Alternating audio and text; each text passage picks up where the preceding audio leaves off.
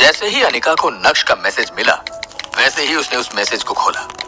हालांकि उस मैसेज में ज्यादा कुछ नहीं लिखा था, लेकिन जितना भी लिखा था उसे पढ़ने के बाद अनिका को और भी ज्यादा बेहतर फील हो रहा था।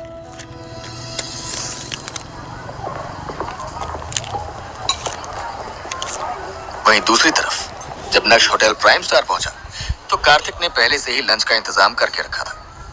पूरी टेबल खाने की डिशेस से भरी हुई थी। नक्श, आओ इधर बैठो।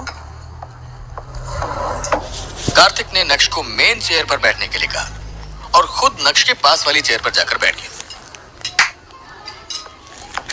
उसके बाद कार्तिक ने जैसे ही एक ताली बजाई, वैसे ही काले कपड़ों में एक आदमी उस कमरे में आया। उसके हाथ में एक छोटा सा बॉक्स था। उस बॉक्स को देखकर नक्श के चेहरे पर मुस्कान भी थी और साथ ही साथ वो ये सोचने लगा कि भैया अब कौन सा सरप्राइज मिलने वाला है। कार्तिक ने उस आदमी के हाथ से उस बॉक्स को लिया और नक्श को देखने लगा। कार्तिक का बिहेवियर बहुत ही स्ट्रेंज था और नक्श को लगने लगा था कि उसका शक सही होने वाला है।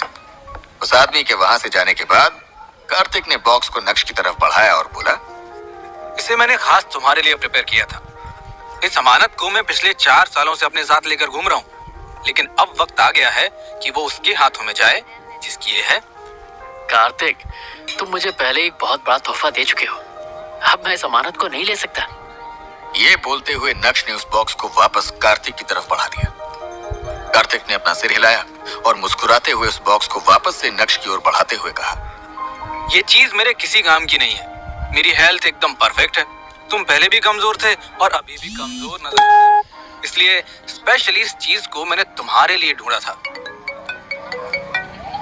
जैसे ही कार्तिक के मुंह से ये शब्द बाहर आए, वैसे ही कार्तिक का फोन बजने लगा। फोन उठाने के बाद कार्तिक के एक्सप्रेशंस कुछ ज्यादा ही सीरियस हो गए थे। कॉल रखने के बाद कार्तिक ने नक्श से कहा, माफ करना दोस्त, मुझे लगता है आज का लंच तुम्हें अकेले ही करना पड़ेगा। कुछ जरूरी काम आ गया है और उसे सेटल करना है। इस गिफ्ट को एक्सेप्ट कर ले, इसे मेरी तरफ से तुम्हारे बर्थडे का एडवांस गिफ्ट समझ। नक्श ने तुरंत ही हाथ हिलाते हुए कहा, मैं समझ गया, जल्दी जाओ और अपना काम खत्म करो। मैं इसे एक्सेप्ट करता हूँ और तुम्हें एडवांस में थैंक यू। ठीक है, जल्दी साथ में लंच करते हैं। ये बोलते हुए कार्तिक उस कमरे से निकल गया। कार्तिक के वहां से जाने के बाद नक्श की नजर उस छोटे से बॉक्स पर ही अटकी हुई थी। हल्की सी मुस्कान के साथ नक्श ने उस बॉक्स को उठाया और अपनी जेब में डाल लिया। पता नहीं कार्तिक को अचानक से क्या काम आ गया। उम्मीद करता हूँ कि छोटा सा मैटर हो और आसानी से वो उसे सॉल्व कर ले। मन ही मन ये सोचते हुए नक्श का ध्यान टेबल की तरफ गया जो पूरी तरह से जायकेदार डिशेस से भरी हुई थी। फिर क्या था, नक्श अकेले ही खाना खाने लगा। क्योंकि आज के सारे काम नक्श निपटा चुका था, इसलिए उसे वापस कंपनी जाने की कोई जरूरत तो थी नहीं। खाना खाने के बाद नक्श अपनी हवाई पर सीधा घर की तरफ निकल पड़ा। घर पहुंचने के बाद नक्श ने शावर लिया और उसके बाद ही उसने कार्तिक के गिफ्ट को अपने हाथ में लिया। जैसे ही नक्श ने उस बॉक्स को खोला, वैसे ही उसमें से एक अलग तरह की खुशबू आने लगी। उस खुशबू को सूंघकर नक्श का दिमाग हिल गया था। उसकी स्मेल उसे काफी लुभावनी लग रही थी।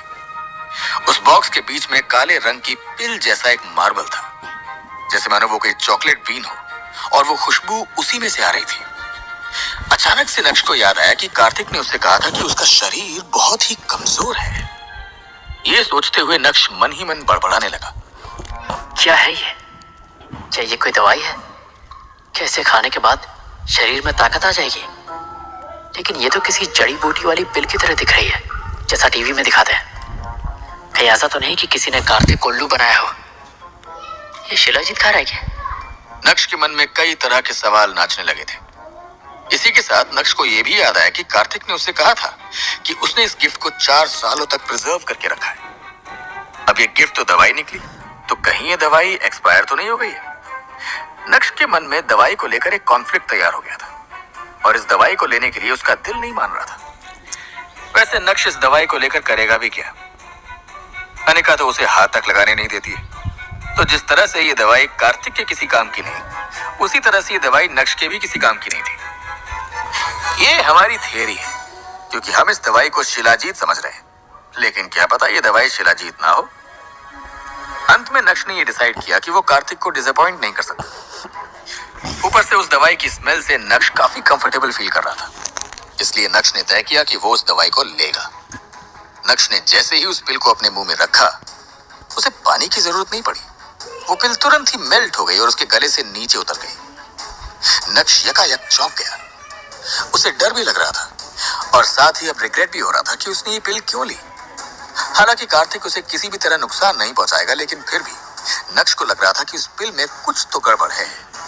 बिना सोचे समझे उसने ये पिल ले तो ली, लेकिन कहीं अब नक्श मर तो नहीं जाएगा। अभी नक्श इस बारे में सोच ही रहा था कि उसे उल्टी करके उस पिल को वापस बाहर निकाल देना चाहिए कि तभी अचानक से उसे अपने पेट में एक तेज दर्द महसूस हुआ।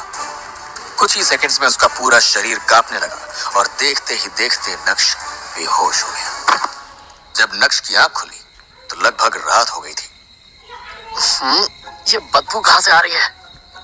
अभी नक्श ने आंख खोली ही थी कि तभी अचानक से उसे तेज बदबू आने लगी। जब नक्श जमीन से उठा तब उसे पता चला कि बदबू तो उसके शरीर से ही आ रही है। इस समय नक्श का शरीर एक अजीब पीली चिपकू लिक्विड चीज से भरा हुआ था। उसके कपड़े पूरे गीले हो गए थे और उनमें से भी बदबू आ रही थी। नक्श काफी डिस्गस्टिंग लग रहा था। ओह गॉड, ये क्या है? नक्श के पास सोचने का बिल्कुल टाइम नहीं था।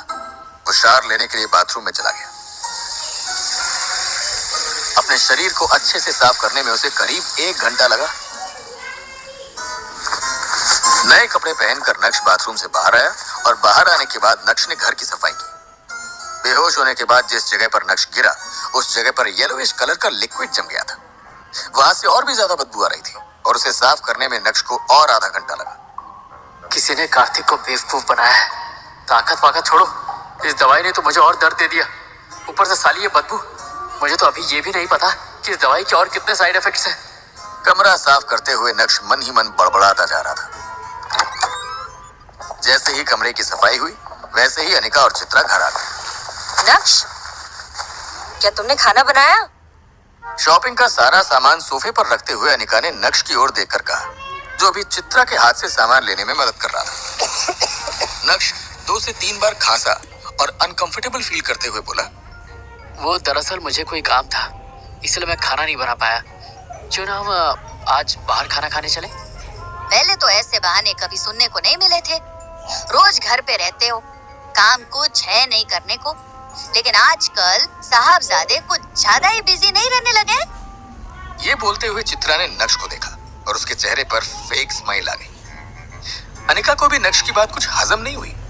हालांकि उसे भी लगा कि उसकी माँ एकदम सही कह रही है, लेकिन अभी कुछ दिनों से नक्श का बदला रूप देखकर अनिका नक्श के ऊपर चढ़ नहीं सकती थी। इसलिए अनिका ने कहा, कोइंसिडेंटली मैं भी कुछ दिनों से सोच रही थी कि हमें बाहर खाना खाने चलना चाहिए। तो फिर ठीक है, थोड़ी देर बाद हम सब बाहर डिनर करने चले? ये बोलते हुए अनिका ने चुपके से नक्श के टी-शर्ट को खींचा और उसे इशारा किया कि उसे कमरे में चले जाना चाहिए। अनिका की इस हरकत से नक्श को समझ में आ गया कि वो उसकी मदद कर रही है। नक्श का दिल फिर से गार्डन गार्डन हो गया। उसने अनिका का सारा सामान उठाया और उसके पीछे पीछे कमरे की तरफ चलता बना। नक्श, ये सब क्या है? रिस्पॉन्सिबिलिटी भी तो कोई चीज होती है ना। तुम हमेशा खाना बनाते हो, लेकिन आजकल हो क्या गया है? आलस मत किया करो, वरना खाना नहीं बना पाओगे। और रोज रोज एक्सक्यूजेस देना बंद करो। अनिका एक एक करके उन नए कपड़ों को बाहर निकाल रही थी जो उसने आज खरीदे थे, और नक्श उन कपड़ों को अलमारी में सेट कर रहा था। अनिका की बात सुनकर नक्श की भौहें ऊपर की ओर उठी, लेकिन नक्श ने कुछ भी एक्सप्लेन नहीं किया। उसने सिर हिलाते हुए कहा, ठीक है। जब अनिका ने देखा कि नक्श काफी ओबीडियंटली बिहेव कर रहा है, तो उसके बाद से उसने उस टॉपिक पर उसे कुछ भी नहीं कहा, बल्कि एक नया टॉपिक छेड़ते हुए बोली, परसों दादी का बर्थडे है। याद रखना कि तुम्हें अगले 2 दिन के अंदर उनके लिए अच्छा सा गिफ्ट लेना है। सस्ता सामान नहीं देना है नक्श, इसलिए खरीदने से पहले 1000 बार सोचना, वरना हर बार की तरह इस बार भी मुझे एम्बैरेस होना पड़ेगा। जब नक्श ने ये सुना तो उसे अचानक से याद आया कि 2 दिन बाद कल्याणी के साथ साथ उसका भी बर्थडे है। अब अनिका हो या फिर कोई और, किसी को भी नक्श का बर्थडे याद नहीं है। ये सब देखकर नक्श को कभी भी अपना बर्थडे सेलिब्रेट करने का मन नहीं करता। हालांकि इन 2 सालों में जब भी कल्याणी ने अपने बर्थडे की पार्टी दी, तो नक्श अपने दिल को यही तसल्ली दिया करता था कि वो अपना ही बर्थडे सेलिब्रेट कर रहा है। केक कल्याणी काटती थी, लेकिन नक्श मन ही मन खुश हो जाता था। जब नक्श ने देखा कि अनिका उसे ही घूर रही है तो तुरंत ही वो अपने सेंसेस में लौटा और सिर हिलाते हुए बोला, अरे हाँ हाँ, परेशान मत हो, मुझे याद है, मैं रैंडमली कुछ नहीं खरीदूंगा। अनिका नक्श से भानुशाली ग्रुप के साथ कोऑपरेशन को लेकर बात करना चाहती थी, क्योंकि आज उसकी दादी ने उसे आगे से कॉल किया था और उनकी हेल्प करने के लिए कहा था। लेकिन अनिका ने अंत में इस टॉपिक को बाहर निकालना जरूरी नहीं समझा। वो नहीं चाहती थी कि किसी भी एंगल से नक्श को ऐसा लगे कि वो पूरी तरह से उसके ऊपर डिपेंडेंट है।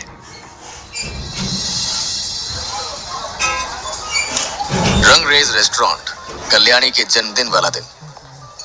नक्श, अनिका, चित्रा सभी वेन्यू पर अलग अलग पहुंचने वाले थे, क्योंकि सभी को कल्याणी के लिए तोहफे लेने थे।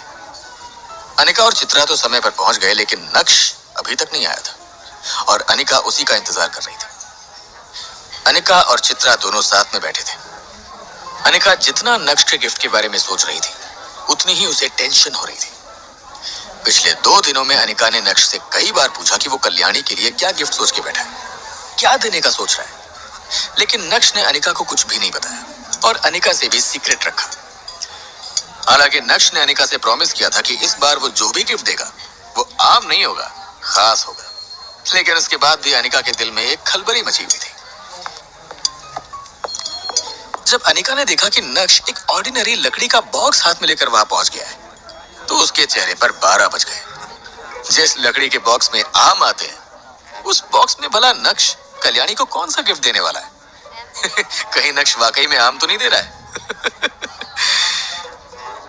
ये वो गिफ्ट है जिसके लिए उसने कहा था कि मुझे इस बार इंसल्ट फील नहीं होगा। लग तो ऐसा रहा है जैसे उसने पहले से मुझे एम्बैरस करने की सोच रखी है।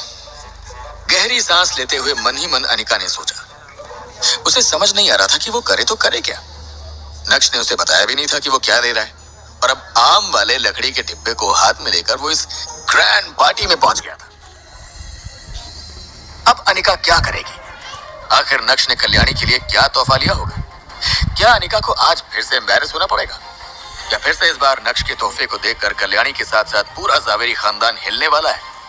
कार्तिक ने नक्श को कौन सी दवाई दी थी? उस दवाई का नक्श पर क्या असर होने वाला है? जानने के लिए सुनिए इंस्टा एम्पायर।